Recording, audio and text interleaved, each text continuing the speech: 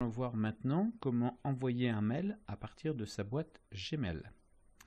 Tout d'abord, il faut que je lance Internet et qu'ensuite je me connecte à ma boîte Gmail.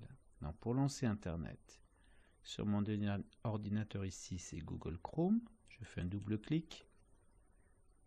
Voilà. J'aboutis sur Google.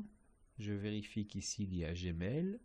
Si je ne le trouve pas sur le côté, dans ma barre de recherche, je taperai Gmail, Google.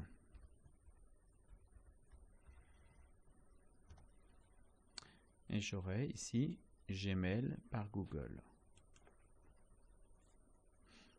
Ici, j'ai plusieurs boîtes préenregistrées. Hein. Si je n'ai pas de boîte, si je ne trouve pas ma boîte préenregistrée, je mettrai ici ajouter un compte. Hein. Groupe regain.af@gmail.com. Ensuite, j'appuie sur suivant. Il me demande mon mot de passe. Et ensuite, je me connecte. J'aboutis donc à ma boîte Gmail. Donc mon objectif maintenant est d'envoyer un message à Philippe.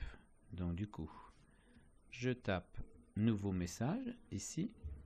Le nouveau message se met sur ce côté ici.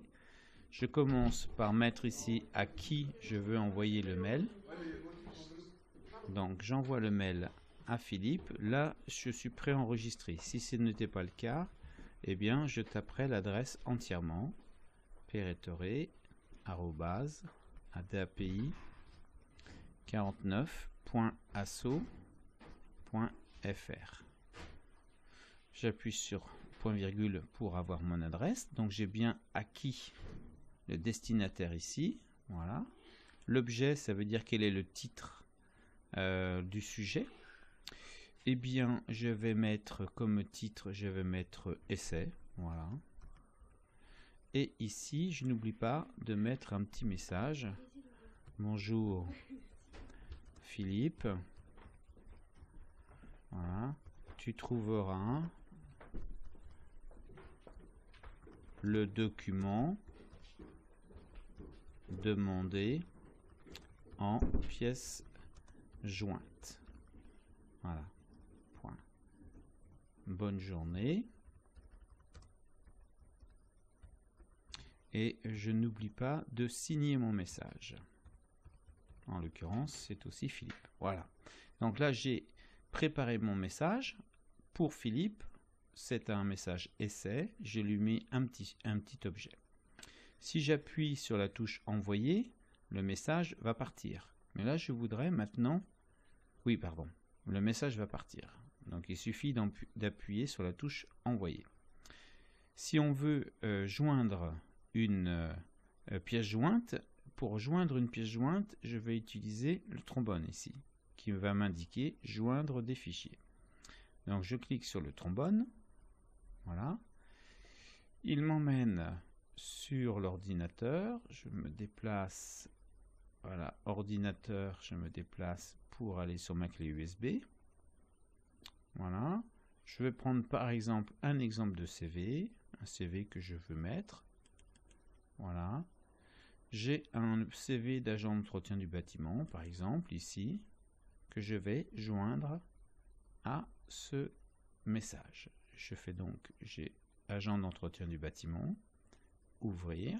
Et vous voyez, il se passe que le message, le CV est ici avec une barre bleue qui est venue apparaître le temps de téléchargement du document.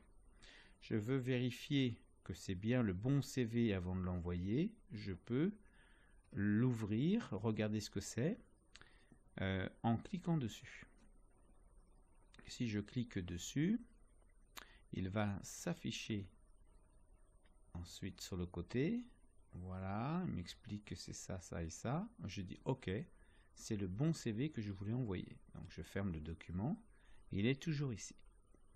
Si ce n'était pas le bon, eh bien, en utilisant la croix qui est là, je supprimerai ce document du message. Mais en l'occurrence, c'est le bon. Donc, il ne me reste plus qu'à cliquer sur « Envoyer ». Le message est parti. Comment vérifier que mon message a bien été envoyé? Je vais donc sur la boîte « Message envoyé » ici. Voilà. Et le dernier message qui vient d'être envoyé était envoyé à Philippe Rétoré. Donc, je clique dessus et on retrouve son message. Bonjour Philippe, tu trouveras le document pièce jointe. Voilà. Et c'est bien ce CV là qui a été envoyé. Donc, c'est très bon. Je reviens en arrière. Je reviens en arrière. Je retourne dans ma boîte de réception. Impeccable. Mission remplie. Je peux donc me déconnecter de ma boîte mail.